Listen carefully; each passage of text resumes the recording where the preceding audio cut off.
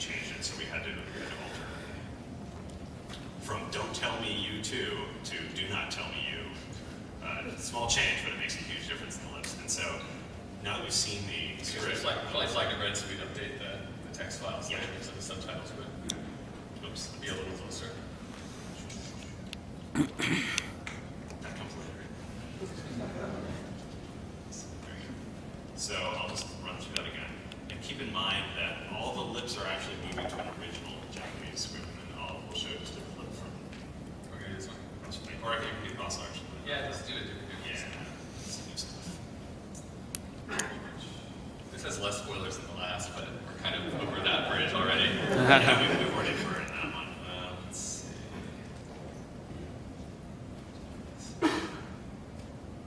So here's the original Japanese version that we got from the team with the time codes that we did all the change here. This is pretty final though.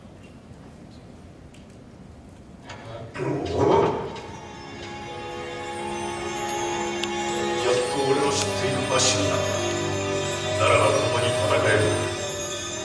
本人の言葉だけでは信じられん。この都合の良い音符の発表にした。レックスも嘘をついていた。いいさか嘘なんか聞くかよ。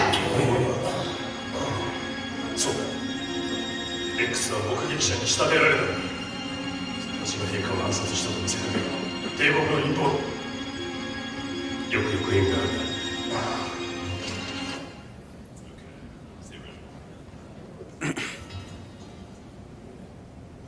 Sine Farkus, everything, win everything. They can trust it.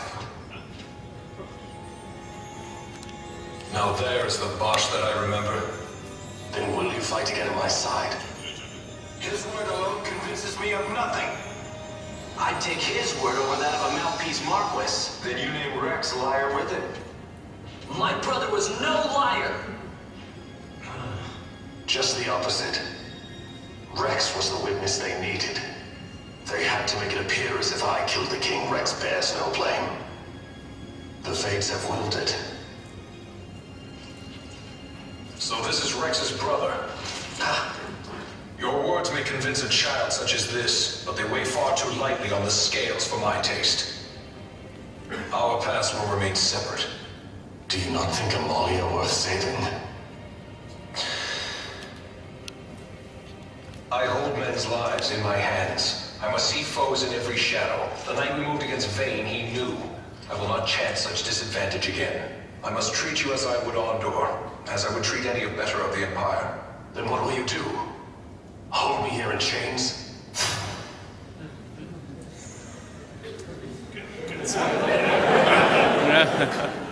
So there's a few tricks in here. So again, this is all the original Japanese lip sync. Nothing has been changed at all from the English version. It's all the actors saying the words to fit the lips. And there's a few tricks that go on. You noticed in the middle of that scene, Vossler turns from the camera and is walking away. You can't see his mouth, and that's where we cram in everything that we had to say. And in fact, in the Japanese, for much of that, he's not even talking. He's just walking away and simply thinking. And this is another good example of a team that's really willing to make changes to help us out. Because in Final Fantasy X and X-2, for example, every sound file needed to be exactly the length of the Japanese file, and you couldn't add something in. It could be shorter, which wouldn't really help us ever, but it could not be longer by even as much as a frame. Whereas here we're taking, and in FF12 we had a lot of situations where we were able to really stretch when they were talking, and the fact that the team was willing to, it's more work for them. It's easy for them to just dump those files in when they're exactly the same length and not change anything, but they were really willing to go that extra mile to make the English version as good as it could be. Definitely. And that's most of what we wanted to show you.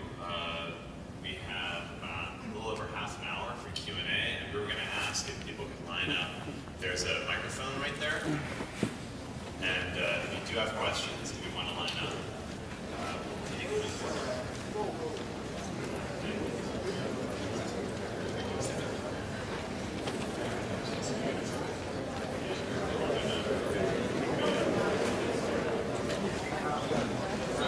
Before we go into that Q&A, just one request we kind of would like to blanketly make is to have everybody really do more talking about localization and writing about localization and you're reviewing things on localization, because it so often just kind of slips under the radar, not just for the team, but I don't know how to put it. Usually the localization efforts that get the most attention are the all your base or belong to us train wrecks. And every once in a while a game will come out that is good localization, but there are exceptions on both sides. There are really great localizations, and people will talk about that, and the reviews will mention it, and there are the train wrecks, but there's all this stuff in the middle where really what's going on is you have a game that's got a pretty decent story, and the localization wasn't so hot. And nobody calls anybody out on that. There's no awareness of what's going on. And likewise, you might have a localization that really, really worked, but nobody mentions it, so the developers don't know. And there, graphics, gameplay, these are really important parts of a game. For many games, they're way more important than the story. I freely admit that. And they get a lot of attention in reviews, and people generally know, yeah, we screwed up, this game wasn't fun to play, we screwed up the graphics weren't very good, or they weren't up to the standard of the other stuff.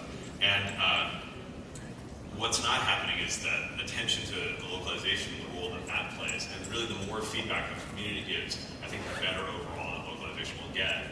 And because it would be a shame to have some really great games come out of Japan that weren't well localized, because it's a real lost opportunity. Yeah, and that feedback, good and bad, really helps us to know what we're doing right and what we can improve. Something like the lip sync in FF12, where the team didn't really change probably 99% of the lips, and we just did the syncing by the writing the actors. Did that turn out better than a game where it's all done automatically, like Oblivion, where it's done by a computer? I mean, I'll have my own opinions on that, but it's just my opinion. And so hearing a lot of different voices letting us know, we can incorporate that into our work and encourage the team in a direction that's going to help their product as well. Without that feedback, we don't really know where to lead that. Absolutely. So, first question. Hi, I work for one of those outsourced QA companies that does localization, and when I work with them, I find that usually it's a very literal translation that they will end up doing. So I was wondering what kind of liberty you get, if it depends on the company that you're working for, that lets you either be very literal or kind of do your own thing. Like in FF12, there's a lot of pop culture references that I don't think were in the Japanese version. Yeah. So, if that's like a Square letting you do that kind of thing, or if you just kind of do it in the Japanese, or like, well, it's okay, whatever. There's a number of ways to answer that question. And one of the things to keep in mind is that translation in general, you're always losing something. When you translate a joke, it is a really easy example, but even translating a line of dialogue, you're going to lose something from that original, and often you try to replace it with something else. And I think that's the difference between a literal translation and a real localization.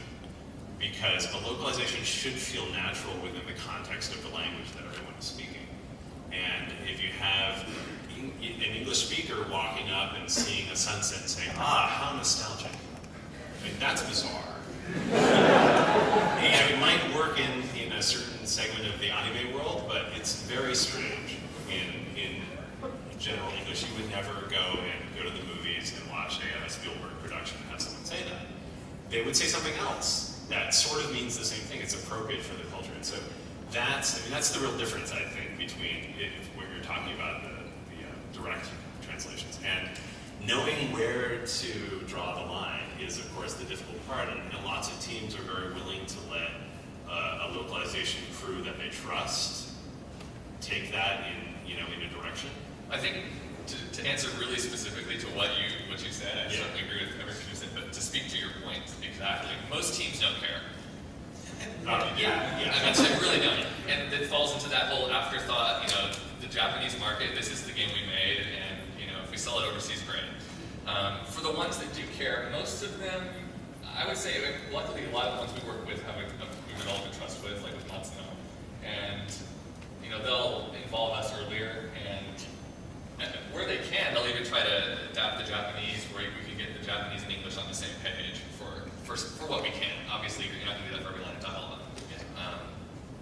But does depend on the team, and I don't know. We have any people say like, with the game, it's more common in like manga and novels for people to complain about that. Sure. I mean, we've sort of dug out our little ditch in the localization world that says, if you come down here, we're going to change stuff. And usually they don't come unless they want us to. And when I say change stuff, for different games, it can mean very different things. For Tactics Ogre, I would say we changed very, very, very little. Hardly anything. For a game like Phoenix Wright, everything's different. And it's every game sets its own bar and its own expectations. And kind of determining how far to go with something is part of the job. Thanks. Thank you. Hi, I'm also a freelance contractor, and in my experience, I've had a lot of issues with really tight deadlines. Like, they'll have a whole game script, and you'll be given a week and a half or some other silly amount. What is your experience with that as a professional? Usually the deadlines fall on the tight side. A game like FF12, where we had actually altogether working on it for about 2.5 years, and the actual localization is probably about 1.5 years, which is extremely unusual, even for a game of that size. Tactics Ogre was a lot more like the usual, where we had about 4 months to do 700,000 characters. The game's bigger than FF12 in text, and we had a third or a fourth of the time. And that's much more common. And you do the best you can do with the time you have. I mean, obviously, more time to a point is going to let you do a better job and bring out that much more of it. But yeah, the video clips and stuff that we showed here, that's the glamorous side, and the unglamorous side is our index file, the Excel sheet that we have with all these color bars showing when everything is due and all the little parts come in, and then they tell us, oh, well, actually we want to move it up, so we have a demo time for E3, can you do this? And yeah, the reality is sometimes you do the best you can with the time that you have, and that's another thing that greatly affects the quality of localization. All right, thank you. Thank you. Hey, hello? outside of making the English sound like English and making it make sense, there's different styles of English, like say Vagrant Story versus Final Fantasy VII. Vagrant Story being, for anyone who hasn't played it, a little bit more Shakespearean. I was going to say, what is 7 style? Simple. Okay, simple. That's good. So, how much of the style of English comes from the original Japanese? How much comes from the publishers, and how much comes from you guys? I think this guy, our sick, comes from the files that are not properly labeled, and you don't know who's saying what to who. Speaking about style, do you want to? Yeah, that's a great question. Obviously, style is a really interesting thing in translation because style is very language specific, and the best thing you can hope for is to get a cognate or basically the analog of the Japanese style when you're translating into English, and that can mean many different things. And of course, you're drawing from yourself as well, and so you kind of go with what you know. But I think at least to the extent that there is a style in something like Vagrant Story and Final Fantasy 12 and Tactics Ogre, kind of treading the same ground, it's a style that's really informed by the feel and the direction of the game.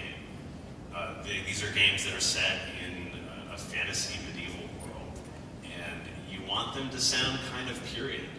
An example of a style not to use would be sort of Valley Girl, high school, 90210. 10-2. Yeah, and that's actually extremely appropriate for a very modern game that's about high school kids. But if you translated something like Final Fantasy 12 or Tactics Ogre in that style, I think it would be jarring, and it wouldn't be doing service to the original. And that's really what it's about. At the end of the day, you want to bring out everything that's good about the original and not hold it back. And I think that requires constructing a style that's true to the world. Thank you. Hello. You kind of took my question on Vagrant Story, so I'll improvise. So, let's see. When you mentioned Final Fantasy VII specifically, these guys are sick. From what I understand in the official credits, it actually doesn't list a person's name. It just lists Sony of America or Sony of Japan. I had heard that it was Richard Honeywood who did that. Do you know anything about that? No, it wasn't. It wasn't Richard Honeywood. Remember his name? Can't recall for the life of me. It was one guy who did Final Fantasy VII, and he did it in like a month. I'm serious. Right, so going back to those tight deadlines. Yeah, he was not a translator. He's bilingual, very decent writer. Bilingual, was sort of working in the movie industry and had started working at Square for a few years around then. I guess he knew some of the heads of the company, and so they grabbed him for the job. And knowing how ghetto the conditions were on Final Fantasy VIII, I can only imagine what he had to go through on Final Fantasy VII. And I mentioned collaboration as being a really big part of the game process. And lots of times, back in the day when I'd get jobs, it would just be sort of a job for me, and I could do it all by myself if I wanted to. And that's terrifying, because how are you going to know that it's really good? If you write something yourself, you can amuse yourself with just about anything. But how are you going to know it's really good unless you show it to somebody who you know will be critical and has their own style, and can tell you to take a hike if you're going off on the wrong course. And so, not having that, and not having the support of the team, and probably not having ever translated anything before, FF8 is a miracle that it's in English at all. I didn't think that it would be Richard Honeywood because he was highly praised by Masato Kato for what he came up with for Chrono Cross, so it didn't seem like specifically the accent system. He said that if he hadn't done that, it would have been impossible to translate, so it didn't seem like a translator of his caliber could have been involved in I think he was just getting into Square at that point, if I'm not mistaken. And it might have actually brought him in because of FF7. I seem to recall, getting someone specific, not to speak ill of the 7 translator, but to really get someone who, Richard Honeywood is in large part responsible for building the localization department at Square. Which didn't exist. Which didn't exist. It was just sort of getting its act together. Because Square didn't really know what localization was until then. They had outsourced everything. Well, thanks for confirming that for me. Yeah, sure. So this might be a little bit of a stereotypical question, but I was wondering what recommendations you might have for someone who's looking into a career in this field. I think everyone really has their own story on how they got where they are, which makes it a little bit hard to give blanket advice. One thing I would say is obviously whatever language you want to knowing the language is kind of the prerequisite part, but I think what makes a good translator is their ability in their own language, and how can you write? Because I think one of the most common mistakes really made by Japanese companies with localization is, we've got someone who speaks English, we've got someone who speaks Japanese, they're the person for the job. Obviously they can do this, and how many people here that only speak English are writers? Very few people, and so you need all of that in one person. So I would really say focusing on your English writing ability and being able to do that is by far the most important. You can go and learn very easily, relatively easily. You can study a language and figure out what it's saying, but getting that into something that's going to be good in your target language is really, I think, the challenge of what we do. And in terms of just actually getting a job, there's a few routes. The main one these days is through an agency, and you can actually apply to an agency, and they will send you a translation test. And you can do that, and if you pass, you will get work. All right, thank you very much. You're welcome. Hey guys, I just want to say